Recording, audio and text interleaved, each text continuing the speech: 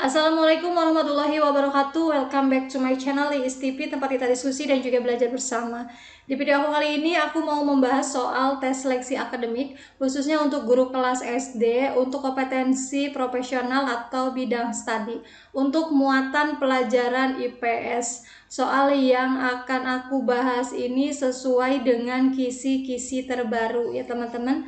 Teman-teman bisa cek dan bisa dilihat di tabel kisi-kisi. Jadi aku cantumkan juga indikatornya apa, contoh soalnya itu seperti apa. Seperti itu. Tapi sebelumnya buat teman-teman yang belum subscribe, silahkan tekan subscribe terlebih dahulu karena subscribe itu gratis ya teman-teman. Dan jangan lupa nyalakan lonceng notifikasinya. Buat teman-teman yang mau gabung di grup telegramnya Belajar Bersama Iis TV, teman-teman bakal dapat fasilitas latihan soal setiap hari, ada video pembahasannya juga, selain itu juga ada rekap soalnya juga. Jadi rekap soalnya ini bisa teman-teman download di grup telegramnya Belajar Bersama Iis TV. Rekapnya ini juga dilengkapi dengan indikator yang ada di kisi-kisi terbaru tahun 2022. Selain itu juga ada 3 paket tryout, harganya juga murah banget, cuma 35.000 aja. Untuk teman-teman yang berminat silahkan cek di kolom deskripsi aku. Kita ke soal yang pertama. Indikatornya ini di nomor 23. Disajikan data tentang kasus terjadinya bencana alam di permukaan bumi. Peserta dapat menganalisis proses alam endogen atau eksogen keterkaitan dengan bencana alam tersebut. Contoh soalnya, dalam proses pembentukan muka bumi, tenaga endogen dibagi menjadi 3, yaitu untuk menjawab soal nomor 1 ini berarti teman-teman harus tahu apa itu tenaga endogen ya. Ini kata kuncinya. Di indikator ini disebutkan menganalisis proses alam endogen atau eksogen. Jadi teman-teman harus memahami apa itu endogen dan juga eksogen, seperti itu ya. Untuk di contoh soal ini yang ditanyakan adalah tenaga endogen. Nah, bisa jadi teman-teman itu nanti saat tes seleksi akademik dapat soalnya itu tentang eksogen, seperti itu. Jadi teman-teman jangan hafalkan soal dan juga jawaban yang aku share ini, tapi teman-teman harus menguasai materinya. Untuk nomor 1 ini jawaban yang tepat adalah opsi yang E, yaitu tektonisme, vulkanisme, dan juga seisme. Kita lanjut ke indikator nomor 24. Disajikan kasus tentang kasus kependudukan di wilayah Indonesia. Peserta dapat menganalisis persebaran penduduk Indonesia.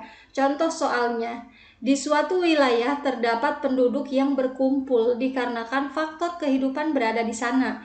Keberadaan penduduk secara terpusat menyebabkan daerah lain menjadi kekurangan penduduk. Kondisi ini tentu menimbulkan permasalahan baru. Salah satunya adalah kemiskinan yang bertambah dan tingkat kriminalitas meningkat sangat signifikan. Berbagai program terus dikembangkan untuk menangani masalah ini, namun tidak kunjung terselesaikan. Penyebab utama kegagalan ini adalah, jawaban yang tepat adalah opsi yang B, persebaran penduduk tidak merata. Kita ke indikator nomor 25. Disajikan data tentang permasalahan kependudukan di wilayah Indonesia. Peserta dapat mengevaluasi kualitas penduduk Indonesia.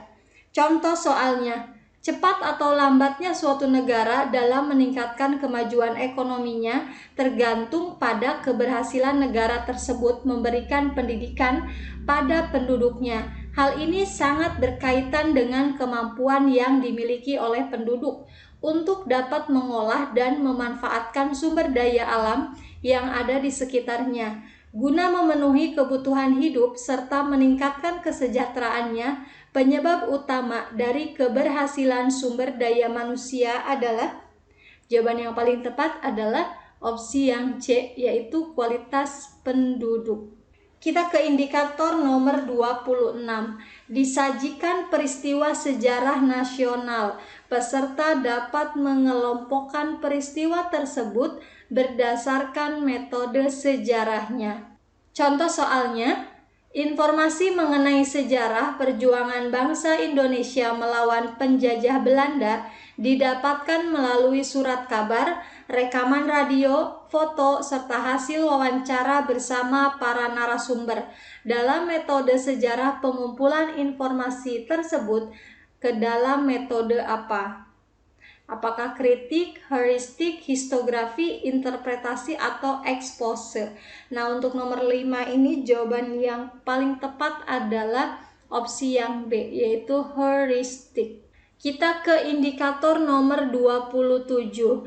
Diberikan sebuah kasus tentang sistem sosial pada masyarakat. Peserta dapat mengidentifikasi nilai dan norma pada masyarakat. Contoh soalnya, dalam lingkungan bermasyarakat, kita sebagai anggota masyarakat hendaknya selalu berperilaku sesuai nilai dan norma yang berlaku, agar diterima dengan baik oleh masyarakat. Nilai yang mengajarkan kita untuk selalu bertindak dengan benar dan tidak melanggar peraturan yang berlaku disebut dengan nilai apa? Untuk nomor 6 ini, jawaban yang tepat adalah opsi yang D, yaitu nilai kebenaran. Kata kuncinya adalah yang digaris bawahi ini. Kita ke indikator nomor 28, disajikan kasus tentang perilaku ekonomi. Peserta dapat memberikan contoh kasus perilaku ekonomi di masyarakat.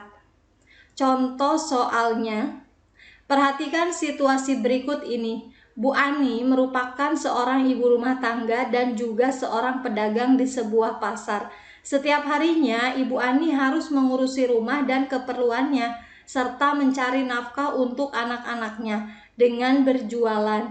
Dikarenakan suaminya sudah lama meninggal. Kasus di atas termasuk fenomena apa? Apakah motif ekonomi atau ekonomi intrinsik, atau perilaku ekonomi, atau D, yaitu motif ekonomi ekstrinsik, atau yang opsi E, yaitu cara memenuhi kebutuhan. Kata kuncinya di sini Ibu Ani ini harus mengurus rumah, ya. Dia itu berjualan dikarenakan suaminya ini sudah lama meninggal.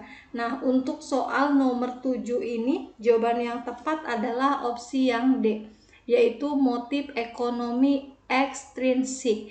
Nanti itu di opsi pilihan tidak akan ada keterangan seperti ini teman-teman ya. Jadi ini keterangan tidak ada sebenarnya, cuman ini diartikan agar teman-teman tahu apa itu ekstrinsik. Jadi terpengaruh oleh situasi di luar individu atau ajakan orang lain, situasi dan juga kondisi, dan juga peningkatan status sosial. Contoh soalnya juga masih ada untuk indikator nomor 28 ini, tapi nggak akan aku bahas semuanya. Aku mau lanjut bahas ke indikator nomor 29. Aku lanjut ke indikator nomor 30.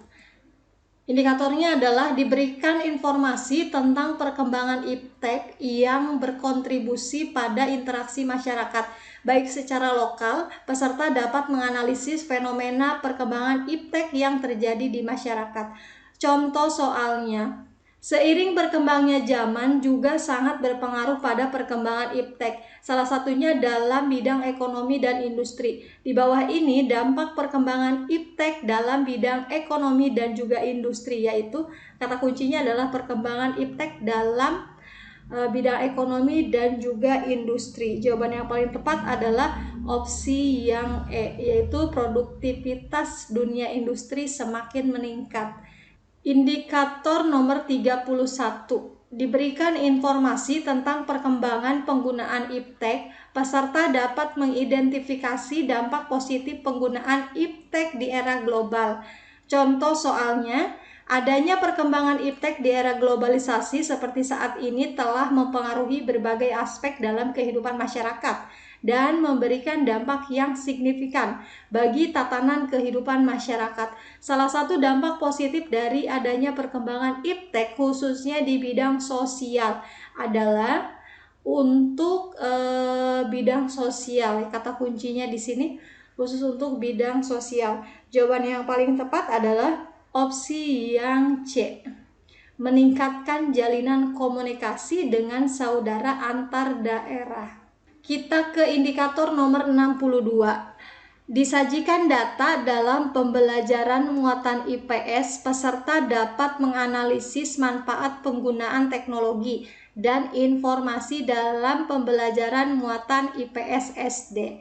Contoh soalnya, dampak negatif sebagai akibat perkembangan ilmu pengetahuan dan teknologi tentu tidak dapat dihindari, namun dapat diminimalisir sekecil mungkin. Untuk itu, dalam pembelajaran IPS di SD perlu jawaban yang paling tepat untuk soal nomor 14 ini adalah opsi yang E. Jadi perlu menekankan kesadaran secara sistemik atau berkesinambungan atau berkelanjutan kepada siswa sedini mungkin tentang dampak negatifnya. Kita ke indikator nomor 68. Disajikan data merancang muatan IPS SD, peserta dapat menerapkan prinsip pedagogi muatan IPS SD secara baik.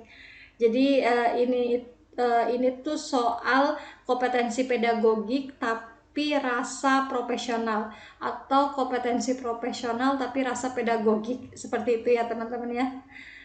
Contoh soalnya di nomor 15. Peserta didik diminta untuk menentukan kesimpulan yang paling tepat disertai alasannya dengan mengamati grafik berisi data tingkat kenakalan remaja dan faktor penyebabnya. Bentuk penilaian otentik holistik yang cocok diterapkan adalah, kata kuncinya adalah bentuk penilaian otentik holistik. Jawaban yang paling tepat untuk nomor 15 ini adalah opsi E, yaitu tes penilaian unjuk kerja dan juga portofolio. Contoh soalnya untuk indikator 68 ini juga masih ada ya teman-teman, tapi nggak bakal aku bahas. Buat teman-teman yang menginginkan file PDF-nya, teman-teman bisa gabung di grup Telegramnya Belajar Bersama ISTP. Teman-teman cek di kolom deskripsi aku. Kita lanjut ke indikator nomor 80.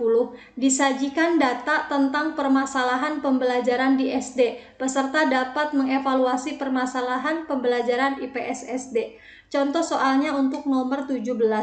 Konsep ruang dan waktu semakin buram dalam era globalisasi, sehingga aktivitas manusia semakin tidak dapat dibatasi ruang dan waktu. Pengembangan pembelajaran IPS SD dalam konteks ruang dan waktu perlu. Jawaban yang tepat untuk nomor 17 ini adalah opsi yang A. Jadi perlu mengembangkan pemahaman siswa dalam ruang dan waktu yang dapat digunakan untuk aktivitas manusia. Kita lanjut ke indikator nomor 82.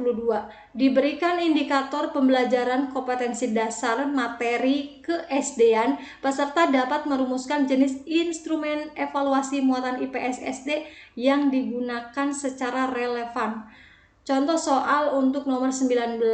Disajikan teks kasus keterbelakangan pendidikan di suatu daerah di Indonesia. Tujuan pembelajarannya yaitu agar siswa dapat memprediksi alternatif tindakan yang dapat digunakan sebagai solusi sesuai makna kebangkitan nasional 1908. Berdasarkan pada contoh teks kasus yang disajikan, maka pilihan penilaian yang tetap digunakan oleh guru adalah opsi yang B, yaitu uraian. Kita lanjut ke indikator nomor 89.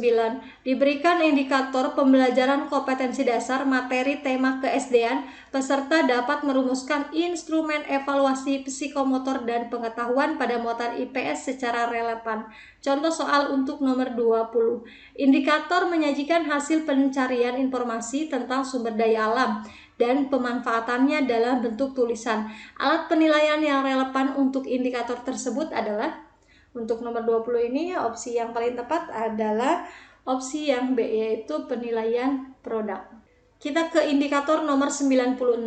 Disajikan data permasalahan pembelajaran muatan IPS SD. Peserta mampu merencanakan tindakan berdasarkan identifikasi masalah penelitian yang terjadi di dalam kelasnya pada mata pelajaran muatan IPS SD. Contoh soalnya untuk nomor 22. Berdasarkan observasi yang dilakukan di kelas 6 pada pelajaran IPS, siswa cenderung diam dan kurang aktif dalam mengikuti pembelajaran. Sebagian siswa cenderung ramai dan tidak memperhatikan materi yang disampaikan oleh guru. Tindakan yang dapat dirumuskan untuk menyelesaikan masalah tersebut adalah menggunakan model pembelajaran apa. Nah, untuk nomor 22 ini jawaban yang paling tepat adalah opsi yang E, yaitu penerapan model pembelajaran problem based learning. Itu aja yang bisa aku sampaikan di video kali ini. Semoga bermanfaat untuk teman-teman semuanya. Jika menurut teman-teman video ini bermanfaat, silahkan di-share sebanyak-banyaknya. Buat teman-teman yang mau gabung di grup Telegramnya Belajar Bersama ISTP, teman-teman cek di kolom deskripsi aku. Terima kasih, mohon maaf jika ada salah kata. Akhir kata, wassalamualaikum warahmatullahi wabarakatuh. See you di next video.